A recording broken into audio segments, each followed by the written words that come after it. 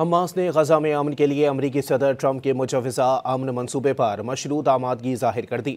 عالمی برادری کی جانب سے حماس کے فیصلے کا خیر مقدم کیا جا رہا ہے۔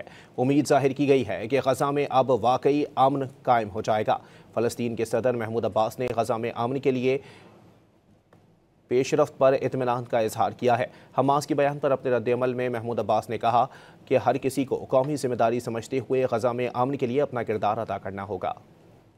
فلسطین اتھارٹی کے صدر محمود عباس نے غزہ میں امن کے لیے ہوئی پیش رفت پر اطمینان کا اظہار کیا ہے۔ حماس کے بیان پر اپنے رد عمل میں محمود عباس نے کہا کہ ہر کسی کو قومی ذمہ داری سمجھتے ہوئے غزہ میں امن کے لیے اپنا کردار ادا کرنا ہوگا۔ محمود عباس نے کہا کہ ضرورت اس بات کی ہے کہ سیز فائر پر مکمل عمل کیا جائے۔ غزہ میں انسانی ہمدردی کی بنیاد پر خوراک اور دیگر اشیاء کی فراہمی اور تمام یرغمالیوں کی فوری رہائی ضروری ہے۔ اقوام متحدہ کے سیکریٹری جنرل انٹونیو گوتریس نے بھی کہا کہ امن کے لیے اقوام متحدہ کی جانب سے بھرپور تعاون جاری رہے گا۔ فرانسیسی صدر میکرون نے کہا کہ یہ اب امن کی جانب فیصلہ کن پیش رفت کا موقع ہے۔ قطری وزارت خارجہ نے حماس کی رضامندی کا خیر مقدم کیا۔ ترجمان نے یرغمالیوں کی محفوظ واپسی اور فوری جنگ بندی پر زور دیا۔ مصر نے کہا کہ اب خطے میں کشیدگی کم ہونے کی امید ہے۔ ترک صدر نے زور دیا کہ اسرائیل فوری طور پر غزہ پر حملے روک دے۔